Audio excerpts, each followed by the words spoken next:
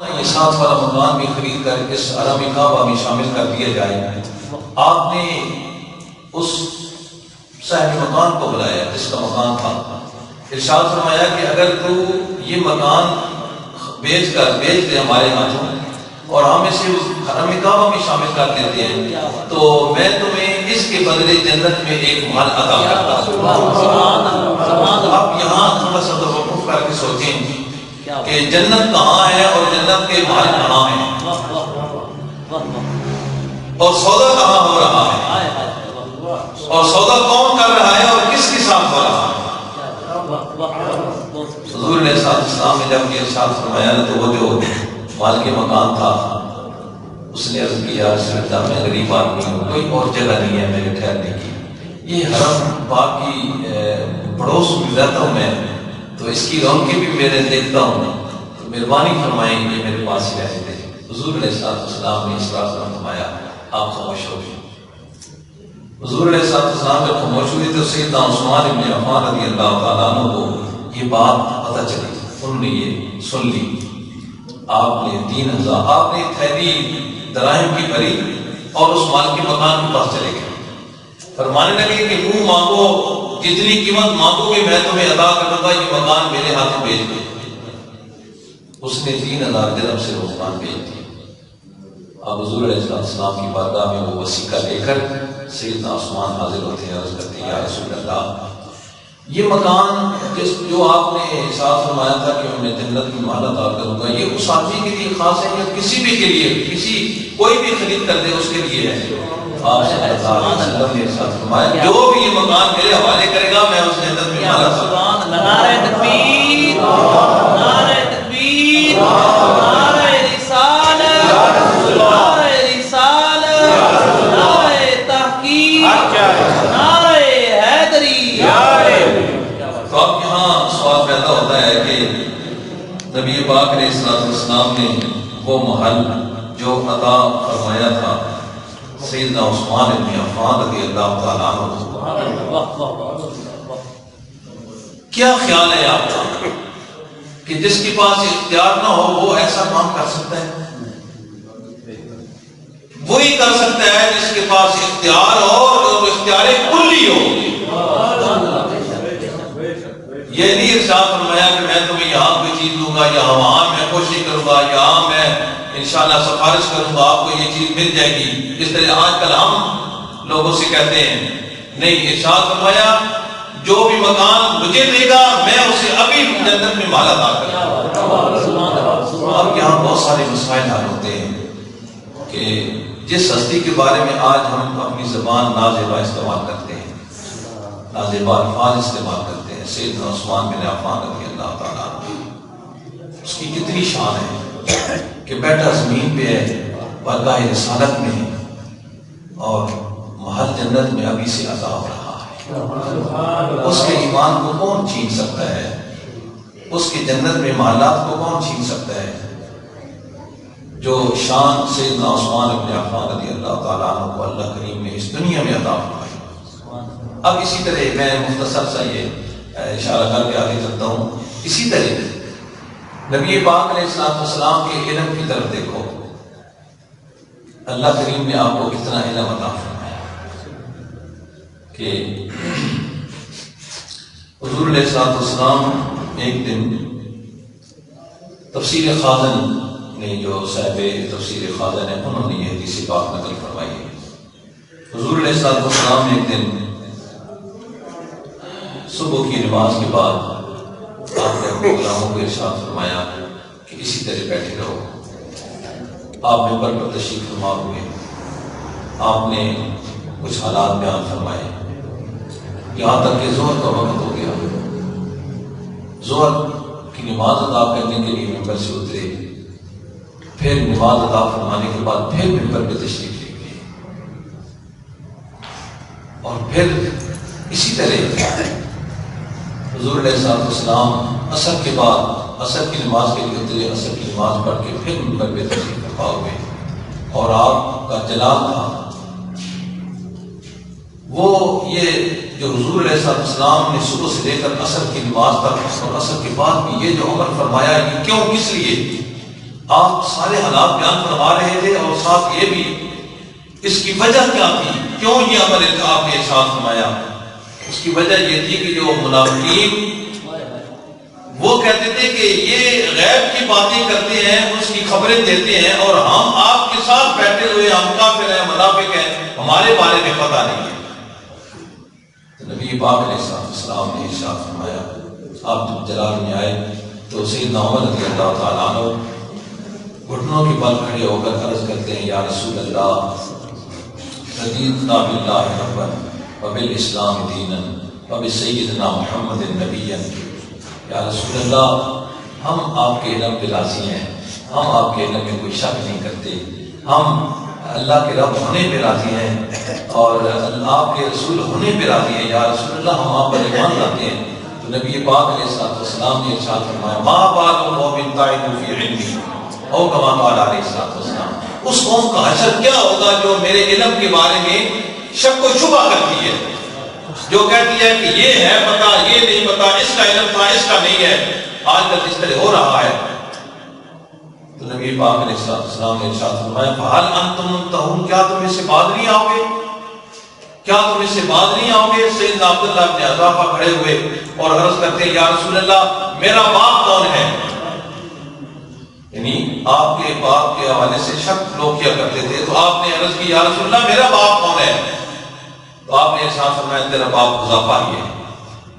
اس کی بھی تصدیق ہو گئی۔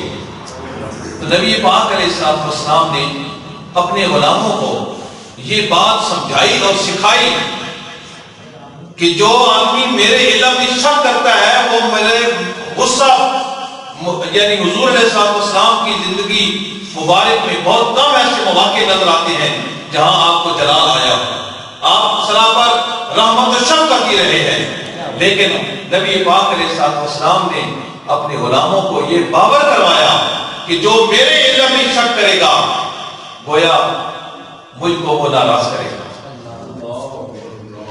اسی طرح حضور علیہ السلام نے صبح کی نماز آپ اپنے جو ٹائم پہ آتے تھے اس ٹائم پہ نہ آئے اور تھوڑی دیر کے بعد تشریف لائے، جلدی جلدی آپ آئے، تکبیر ہوئی، نماز پڑھائی، اور حضور علیہ السلام نے ارشاد فرمایا، علی مصافکم، اپنی اپنی صفوں پہ بیٹھے رہو۔ سیدنا معاذ بن جبل رضی اللہ تعالیٰ عنہ نے صدیق سے بات نقل فرماتے ہیں، اپنی اپنی جگہوں میں بیٹھے رہو۔ صحابہ کرام بیٹھے رہے تو آپ نے ارشاد فرمایا، آج میں لیٹ آیا ہوں، اس کی وجہ میں بتانا چاہتا ہوں کہ وجہ کیا ہے، میں کیوں لیٹ آیا ہوں۔ سنیں اپنے کریم آقا علیہ السلام کا فرمان ہوا ہے۔ آپ نے ارشاد فرمایا کہ میں رات اللہ کی عبادت کرتا رہا جتنی مجھے توفیق ہوئی، آخری پیر مجھ میں، میری طبیعت میں نے بوجھل اپنی طبیعت کو محسوس کیا تو میری آنکھ لگ گئی، میں نے اپنے رب کریم کا دیدار کیا تو میرے رب کریم نے مجھے ارشاد فرمایا ہے، بعض روایات میں یہ الفاظ 3 مرتبہ آتے ہیں، یا محمد یا محمد یا محمد صلی اللہ علیہ وسلم۔ تو آپ عرض کرتے ہیں، اللہم لبیک اللہم لبیک اللہم لبیک۔ حضور علیہ السلام ارشاد فرماتے ہیں کہ مجھے اپنے رب کریم کا دیدار ہوا اور آپ رب کریم نے پوچھا، اے میرے محبوب، فیما یختصم الملأ الاعلی، یہ آسمانی فرشتے آپس میں کس بات میں جھگڑا کر رہے ہیں؟ یعنی یہ فرشتے کس بات میں جھگڑ رہے ہیں؟ میں نے عرض کی، اے کریم رب آپ بہتر جانتے ہیں۔ تو حضور علیہ السلام ارشاد فرماتے ہیں کہ اللہ کریم نے فوضع یدہ بین کتفی فوجدت بردہ بین صدی، کہ اللہ کریم نے اپنا قدرت کا ہاتھ مبارک میرے دونوں کندھوں کے درمیان رکھا اور کائنات کی ہر چیز میرے سامنے آ گئی، میں نے اس کی ٹھنڈک اپنے سینے میں محسوس کی، فتجلی لی کل شیء، کائنات کی ہر چیز میرے سامنے آ گئی، فعلمت ما فی السماوات والارض، اور میں نے جو کچھ زمین و آسمان کے اندر تھا میں نے اسے پہچان لیا، جان لیا۔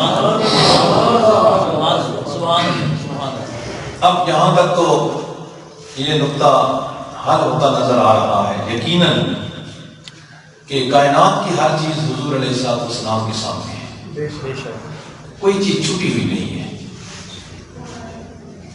اب جو لوگ حضور علیہ السلام کے علم میں شک رکھتے ہیں ان کا کیا حشر ہوگا؟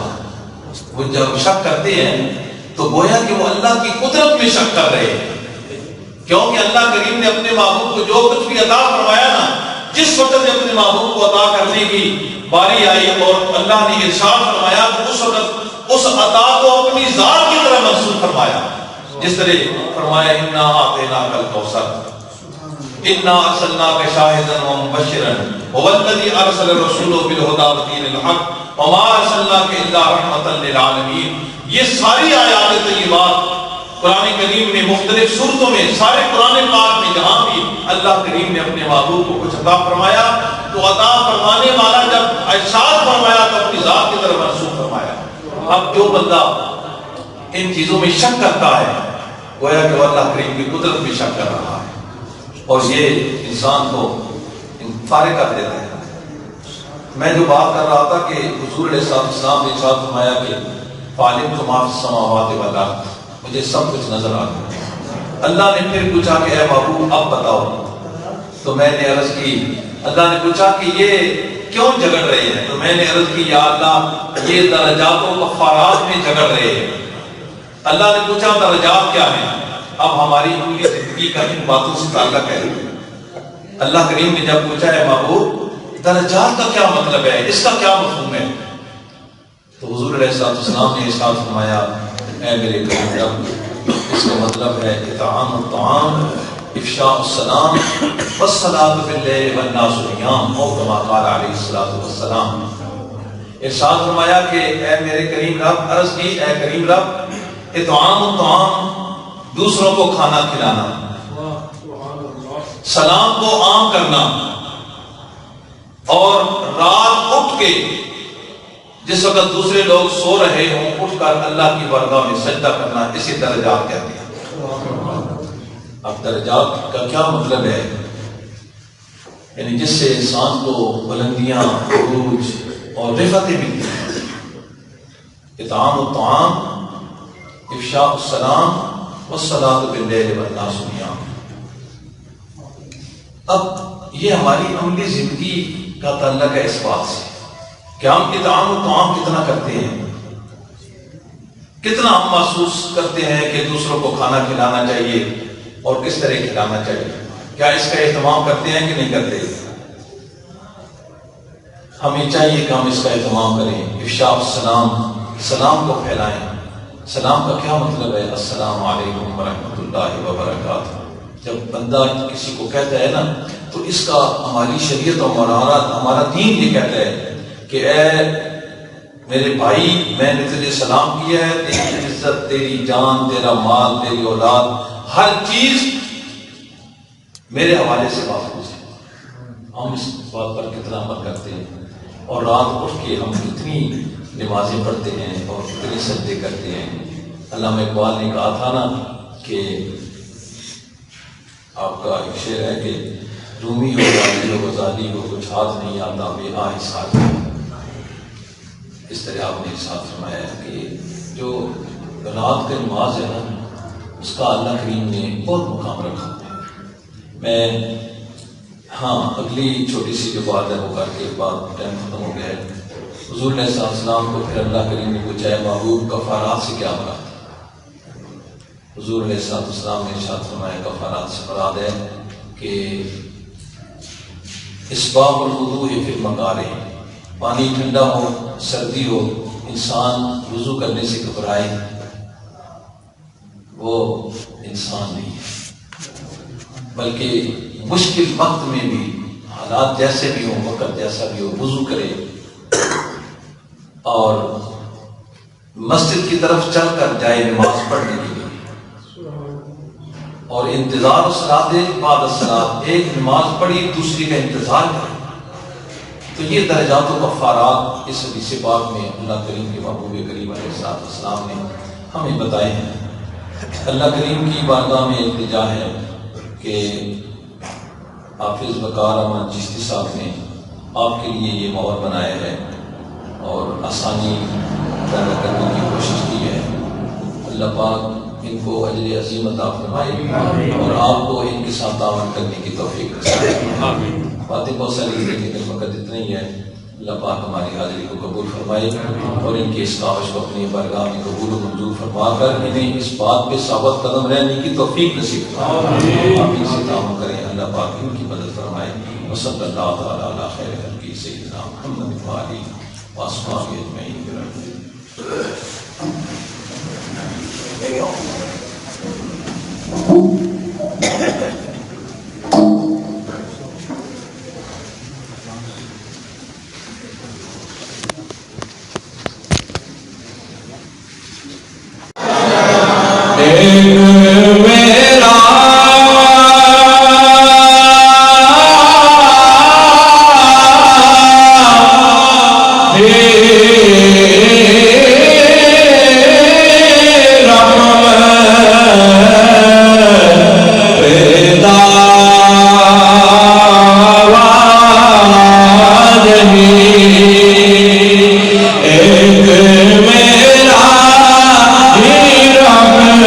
بدل میں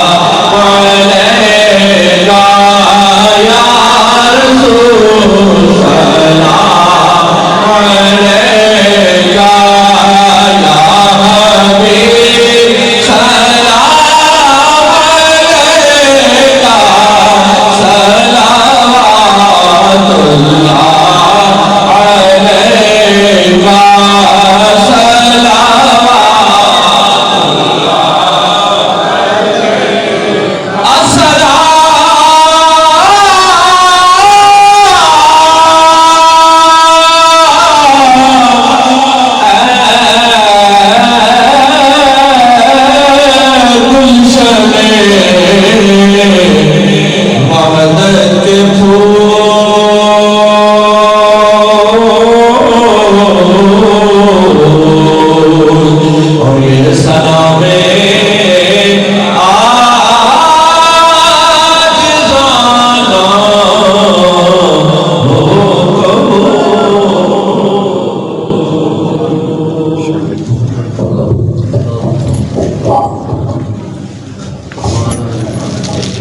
السلام علیکم یا سیدی یا رسول اللہ وعلی آلہ وصحبہ یا سیدی یا حبیب اللہ السلام علیکم یا سیدی یا رحمت للعالمین وعلی آلہ وصحبہ یا سیدی یا شفیع المسلمین الصلاة والسلام علیکم یا سیدی یا رکین قلوب العاشقین وعلی آلہ وصحبہ یا سیدی یا اللهم ربنا تقبل منا انك انت السميع العليم برحمة سيد المرسلين اللهم صل على سيدنا محمد وعلى آل سيدنا محمد صلاة تنجينا بها من جميع الأهوال والآفات وتقضي لنا بها جميع الحاجات وتطهرنا بها من جميع السيئات وترفعنا بها عندك أعلى الدرجات وتبلغنا بها أقصى الغايات من جميع الخيرات في الحياة وبعد الممات وعلى كل شيء قدير وصلى الله تعالى على خير في سيدنا وعلى آله وصحبه أجمعين.